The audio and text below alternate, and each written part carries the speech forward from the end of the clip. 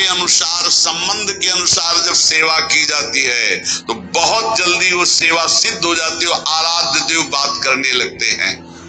भक्त की हर बात को प्रभु सुन रहे। गोसाई जी ने कहा जाओ सब बहुओं को चूड़ी पहना दो, सुन रही ना श्री जी, इसीलिए चूड़ी पहनने गई। हमारा भाव दृढ़ होना चाहिए, भाव में कमी नहीं होनी चाहिए। जैसा हम भाव गुरु प्रदत्त करेंगे वैसा ही इष्ट देव अनुभव कराएंगे। जाकी रही भावना जैसी, प्रभु मूरत देखी तीन तैसी। एक अयोध्या में उमापति नाम के महापुरुष निवास करते थे। ये बहुत शास्त्रों के ज्ञाता और भजनानंदी महापुरुष थे। तो इनको अपने में भाव आता था कि मैं गुरु हूं, राम लक्ष्मण भरत शत्रुघ्न का, ये मेरे पुत्र और शिष्य के समान है।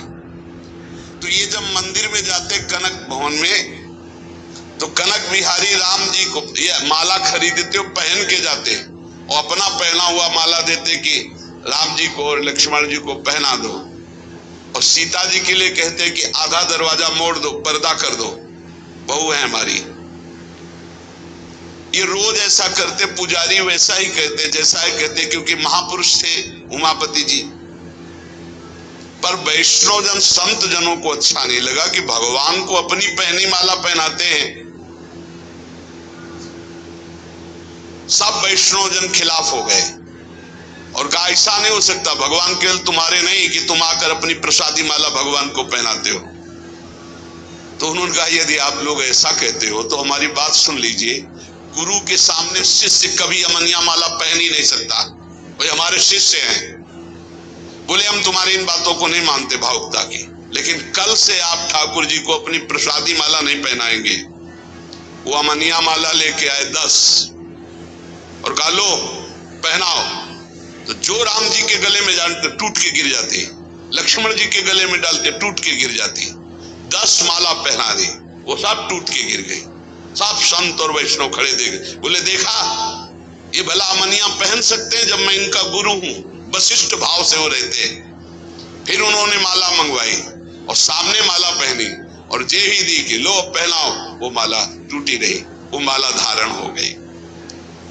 पंडित जी ने साफ संतों से प्रार्थना की कि ठाकुर जी को जिस भाव से भजा जाता है ठाकुर जी वैसा ही व्यवहार करते। आप अपने स्वामी के रूप में देखते, लेकिन ये हमारे शिष्य हैं, हमारे पुत्र के समान हैं, क्योंकि मैं वशिष्ठ भाव से रहता हूं, इसलिए प्रभु मेरे भाव का पोषण कर रहे हैं, आप लोग अन्यथा ना समझिए। और जब ये मंदिर जाते तो पुजारी से कह देते कि जानकी जी की तरफ का दरवाजा थोड़ा सा जैसे बहु ओट में होती है ऐसे करो, कर देते। भावानुसार पुजारी जी जे भी देखते कि उमापति पंडित दर्शन करने आ रहे तो जानकी जी की तरफ दरवाजा कर देते या पर्दा कर देते। पुजारी जी विशेष सावधानी पूर्वक ऐसा करते।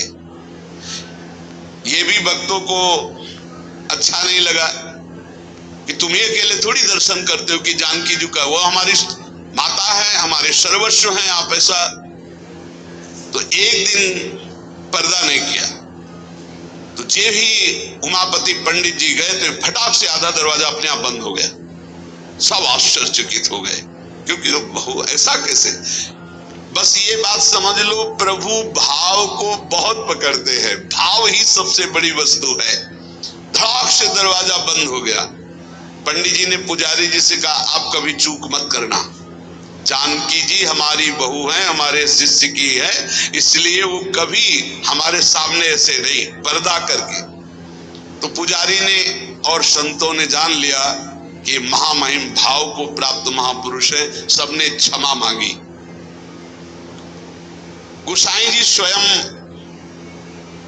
पद रचना करने में कुशल और गा करके ठाकुर जी को पद सुनाने में कुशल। अष्टयाम सेवा पद्धति से श्री श्रीनाथ जी